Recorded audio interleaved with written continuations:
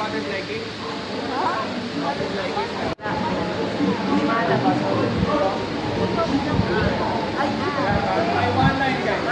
swerte naman ng mga girl players namin dahil si Coach Paul Parker mismo ang nag-handle ng acrobats training nila.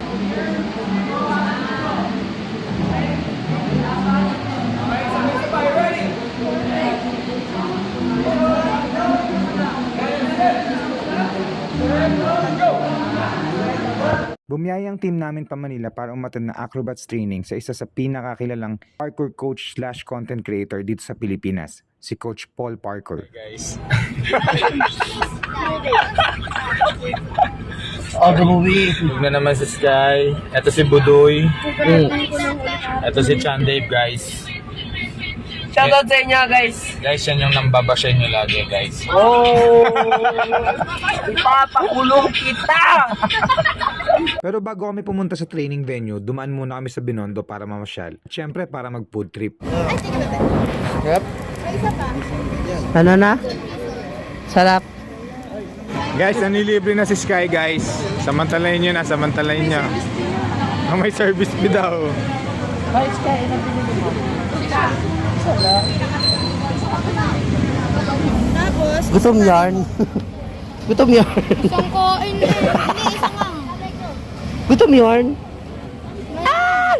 Yan. Okay guys, okay guys. Okay, check. Isang kainan na. Yeah, naka-live eh. Mouth check. Bunuin mo. Sarap yan boy. Tikman mo. Sarap yan.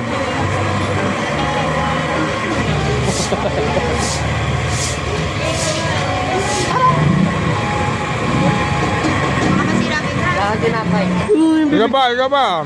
Taste test. For the vlog.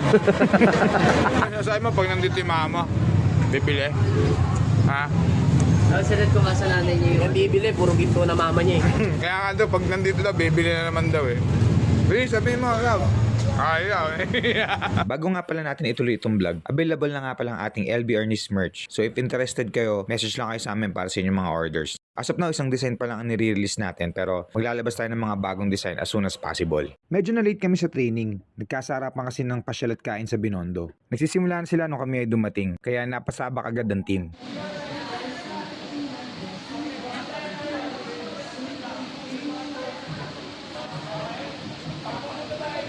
Ano?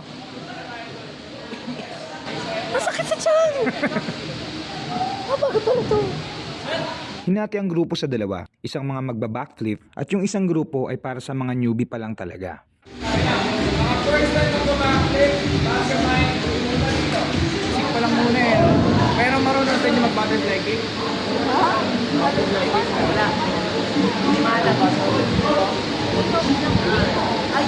Ang schedule ng training namin dito ay from 1 to 3 PM lang. Matuto kaya sila mag-backflip at mag-acrobat sa loob ng 2 oras na training.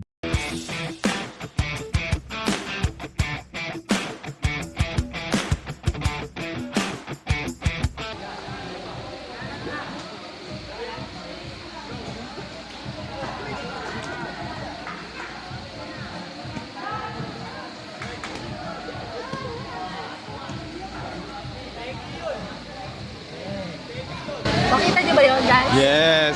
Ipasok mo pa! Okay. Sa mga first timers, ganito namin gagawin. Every after session, meron tayong showtime. Yung sinasabi ni Coach Paul na showtime is yung ipapakita mo kung ano yung mga natutunan mo during the training session. Meron kayong maipakitang maayos na acrobats ang ating mga players?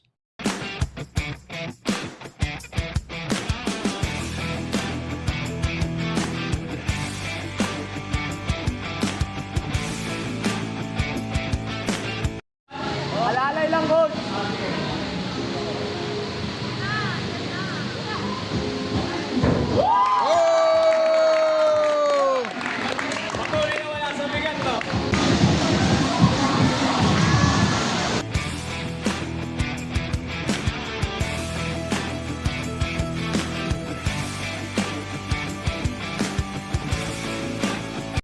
Tangi na lumalaban si Dambi! Ano na? Taki na, Madambi!